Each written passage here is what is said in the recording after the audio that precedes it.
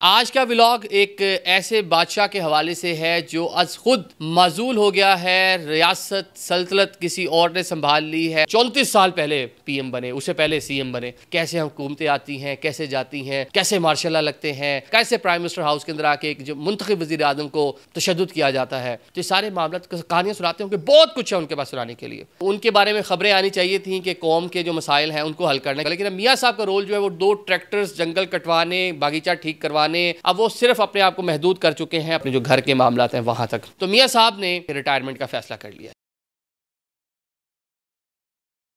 अस्सलाम वालेकुम नाज़रीन, मैं हूं आदिल निज़ामी और आप देख रहे हैं मेरा डिजिटल चैनल।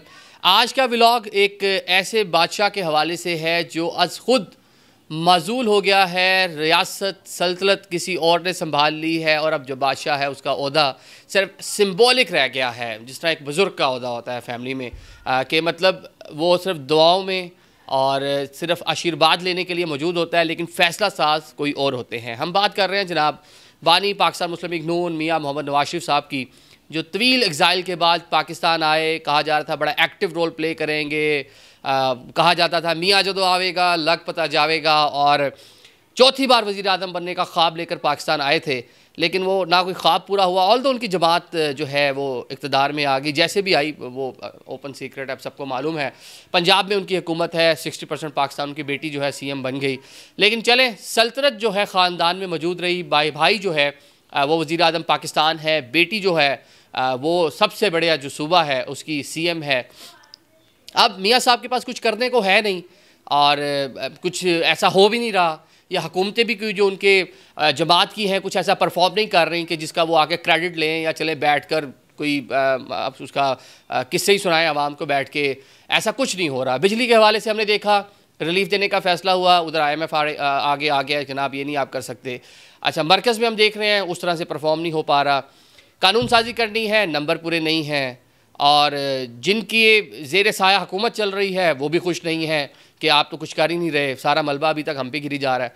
तो मियाँ साहब ने इस सारी सूरत हाल को देखते हुए बज़ाहिर ये लग रहा है कि रिटायरमेंट का फ़ैसला कर लिया। ये वो रिटायरमेंट है जो उम्र के आखिरी हिस्से में ली जाती है। इंसान खुद से जो है अपनी जो अमूर ज़िंदगी है वो तब्दील कर लेता है। कोई ब्यूरोक्रेट होता है, कोई सियासतदान होता है, पूरी ज़िंदगी अपने सारा सफ़र चलाते हैं, लेकिन देखते हैं कि जब उनके हाथ में कुछ नहीं रहा, किसी और के हाथ में चला गया, और तो उनकी फैमिली के ही हाथ में चला गया, तो अब वो क्या करेंगे? अब वो अच्छे से बागीचे में अपना टाइम पास करेंगे। अब जिस तरह हम देखते हैं कि बुज़ुर्ग ब्यूरोक्रेट या कोई बिजनेसमैन सारी उम्र मस्जिद गया हो ना गया हो, उम्र के आखिरी हिस्से में मस्जिद की पहली सफ़ में अजान के फ़ौरन बाद जाके बैठ जाते हैं और नफल सुन्नतें सब अदा करते हैं। पूरी ज़िंदगी शायद मस्जिद के अंदर जाने का वक्त ही ना मिला हो, या जाते हो उसको जुमे की नमाज़ पढ़ के वापस आ जाते हो। तो मियाँ साहब इस तरह की ज़िंदगी जो है वो गुजारने की जानिब गामज़न हो चुके हैं। मरी में अपना टाइम गुजारते हैं। मरी के बाद अगर लाहौर जाते हैं जाती इमरा में, अब वहाँ पे उनकी मसरूफियात जो है खासी बढ़ गई हैं। जो इतलात आ रही हैं कि उनकी कोई 300 एकड़ ये जगह है जहाँ पे उनका घर, साथ पीछे जो फार्म हाउस पूरा एरिया है, अब वहाँ पे वो ज़िंदगी अपनी प्लान कर रहे हैं। उसकी तज़ीनो आराइश, बागीचा कहाँ से कब कैसे क्या उसकी शेप चेंज की जाए, बड़ा सा हो गया उसको बने हुए।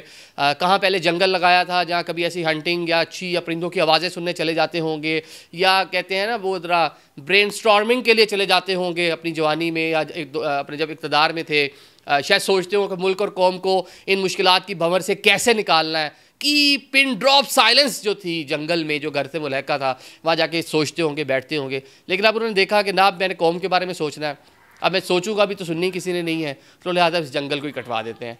तो अब जनाब वो जंगल काटने का फ़ैसला हो गया। बाकी वहाँ जो लोग हैं उनसे पूछा, ट्रैक्टर के पैसे दिए ठीक करवाने के, ये क्यों नहीं ठीक हुए, ये ठीक कराएं। ये उनका निजी मसला है, मतलब कर सकते हैं, क्योंकि वो एक कौमी शख्सियत है, तो उनके बारे में ख़बरें आनी चाहिए थी कि कौम के जो मसाइल हैं उनको हल करना है। क्योंकि जब 1 साल पहले पाकिस्तान आए थे, जो जिस तरह उनको शादियाने बजा कर पाकिस्तान लेकर आया गया था, जिस तरह उनके केसेस ख़त्म कराए गए थे, जिस तरह के इस्तकबाल हुए थे, जिस तरह मीडिया एक हाइप थी, जिस तरह एक पूरा एक सिनेरियो बनाया गया था, तो उसमें यही लग रहा था मियाँ साहब का रोल कोई बहुत बड़ा होगा। लेकिन अब मियाँ साहब का रोल जो है वो 2 ट्रैक्टर्स जंगल कटवाने, बागीचा ठीक करवाने, हदैबिया पेपर मिल्स हो या कोई शुगर मिल जो इमरान खान के दौरे हुकूमत में बंद हुई थी, नहीं होनी चाहिए थी, वो जो भी चले अदालती कोर्ट्स मैटर होंगे, अब उसकी रिवाइवल के चक्कर में लगे। मतलब फैमिली बिजनेस बतौर बड़ा अब वो सिर्फ अपने आप को महदूद कर चुके हैं अपने ख़ानदान की जो मामलात हैं और अपने जो घर के मामलात हैं वहाँ तक।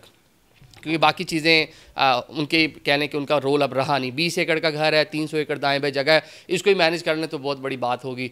तो अच्छा टाइम गुजर जाएगा। अक्सर हमें मरी में नज़र आते हैं, ब्रिटिश हाई कमिश्नर से मिलते हैं, कैनेडियन हाई कमिश्नर से मिलते हैं, अमेरिकन सफ़ीर से मिलते हैं, लाहौर में कौंसल जनरल से मिलते हैं। वो जो एक रॉयल, जो एक बादशाह होता है ना, जिस तरह वो गैर मुल्की शख्सियात मिलने आती हैं आके, जी आप अपने जो ज़िंदगी भर का जो आपका एक्सपोजर था, ज़िंदगी भर का जो आपका एक्सपीरियंस था, कुछ उस ज्ञान कुछ हमें भी दें, हमें भी बताएं कि हमने अपने मुल्कों को कैसे तरक्की दें। क्योंकि मियाँ साहब इस रीजन के जो साउथ एशिया है सबसे सीनियर पॉलिटिशियन है। मोदी वगैरह सब उनके बाद की पैदावार है। मियाँ साहब 90s में प्राइम मिनिस्टर, 1990 में प्राइम मिनिस्टर बन गए थे और आज देखें 34 साल पहले पीएम बने, उससे पहले सीएम बने।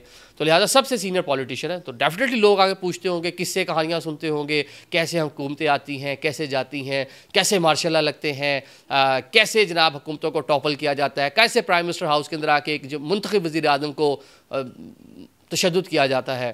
तो ये सारे मामला कहानियाँ सुनाते होंगे, बहुत कुछ है उनके पास सुनाने के लिए, इसमें कोई दूसरी राय नहीं। ये एक साइड तो हो गई कि इस टाइम वो सियासत में एक्टिव नहीं है, लेकिन ऑन द अदर साइड जो दूसरी साइड है, डेफिनेटली सीनियर पॉलिटिशियन है, एक लंबी दास्तान होगी उनके पास सुनाने के लिए। लेकिन फ़िलहाल बाज़ाहिर ये लग रहा है कि मियाँ साहब अपनी जो सियासत को छोड़कर, किनारा कशी इख्तियार कर कर, अज़ खुद माजूल होकर या टाइम की, मौके की मुनासबत को समझते हुए, किनारा कशी इख्तियार करते हुए एक रिटायर्ड लाइफ की जानिब बढ़ रहे हैं। जिस तरह हम यूरोप अमेरिका में देखते हैं कि जो गोरे होते हैं वो उम्र का आखिरी हिस्सा कहीं दूर जाके समंदर किनारे सी व्यू पर अच्छा सा रिजॉर्ट बनाकर, एक अच्छी सी यॉट रख कर अपनी ज़िंदगी गुजारते हैं, टाइम स्पेंड करते हैं, कुछ बुक्स रीडिंग करते हैं, अल्लाह अल्लाह करते हैं। बाज़ाहिर ये लग रहा है कि जाती उम्रा में या मरी में मियाँ साहब अपनी लाइफ इस तरह की प्लान कर रहे हैं।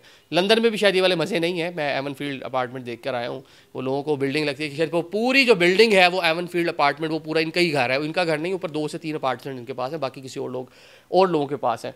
तो मतलब जिस तरह हमारे यहाँ इस्लामाबाद में जिस तरह फ्लैट्स बने हुए हैं, वो फ्लैट्स हैं तो उनमें 2 से 3 फ्लैट्स इनकी फैमिली के पास है, बाकी किसी और के पास है। तो ये जनाब मियाँ साहब की दास्तान है। क्या सोच कर आए थे पाकिस्तान, क्या सोच कर उनको लाया गया था। 3 बार वज़ीर आज़म रह चुके हैं। फॉलोइंग है, ऐसा नहीं है कि बिल्कुल नहीं है, कम हो सकती है। क्या उनका जो फॉलोअर है उसने सोचा था कि मियाँ साहब आएंगे तो क्या करेंगे, लेकिन मियाँ साहब आए, कुछ नहीं हुआ। Thank you so much.